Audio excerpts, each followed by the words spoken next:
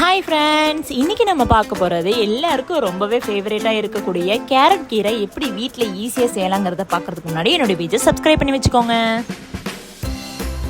இதுக்கு 2 பெரிய size carrot எடுத்துக்கோங்க. மேலே இருக்கக்கூடிய ஸ்கின்னை ரிமூவ் பண்ணிக்கோங்க. இதை ஒரு நார்மல் சைஸ்க்கு கட் பண்ணி தண்ணியில் வாஷ் பண்ணி எடுத்து வச்சுக்கோங்க.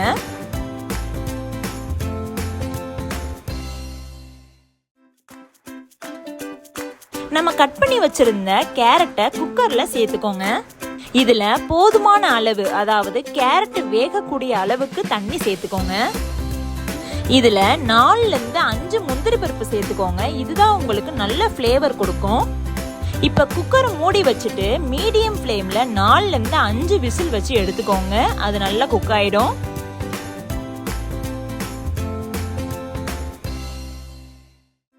இது அப்படியே ஒவ்வொன்னா மிக்ஸி ஜார்ல சேர்த்துக்கோங்க. இது கூட நம்ம வேக வச்சிருந்த முந்திரி பருப்பையும் சேர்த்து வேக வச்ச தண்ணியையும் ஊத்திக்கோங்க. இப்ப இது எல்லாமே நல்லா ஆறுனதும் மைய அரைச்சு எடுத்து வச்சுக்கோங்க.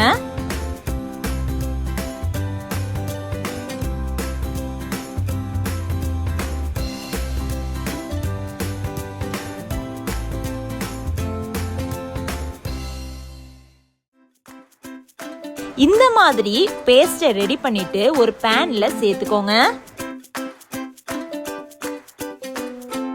காய்ச்சி ஆற வச்ச பால் 2 கப் சேர்த்துக்கோங்க.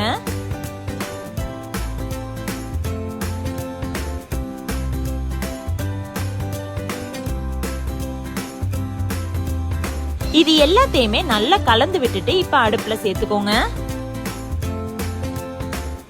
இதுல 3ல இருந்து 4 டீஸ்பூன் சுகர் சேர்த்துக்கோங்க, உங்களுடைய ஸ்வீட்டுக்கு தகுந்தாப்புல.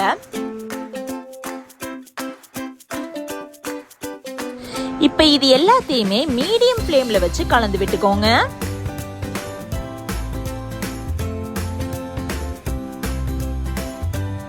இதுல வாசனைக்காக 2 டீஸ்பூன் ஏலக்காய் பொடி சேர்த்துக்கோங்க. திரும்பவும் இது எல்லாத்தையுமே கலந்து விட்டுக்கோங்க. இப்போ கேரட் கீர் ரெடி ஆயாச்சு. இதுல உங்களுக்கு பிடித்தமான எந்த நட்ஸ் வேணாலும் நீங்க சேர்த்துக்கறலாம். நான் ஆல்மண்ட் சேர்த்திருக்கேன். இத ஒரு பவுலுக்கு மாத்திட்டு மேல குங்குமப்பூ சேர்த்துக்கோங்க. இத அப்படியே 1 hour ஃப்ரிட்ஜ்ல வச்சுட்டு சர்வ் பண்ணி சாப்பிட வேண்டியதுதான். இது மாதிரியான ஈஸியான ரெசிபியை குழந்தைங்களுக்கு விருப்பமான டயத்துல செஞ்சு கொடுத்து சாப்பிட்டு பாருங்க. மேலும் இது போல் பல ரெசிபிஸ் வேணும் நீங்க நினைச்சீங்கன்னா என்னுடைய பேஜை சப்ஸ்கிரைப் பண்ணி வச்சுக்கோங்க. பக்கத்துல இருக்கிற பெல் ஐக்கன்ல ஆல்ங்கிற ஆப்ஷனை கிளிக் பண்ணி வச்சுக்கோங்க. Tata, bye bye.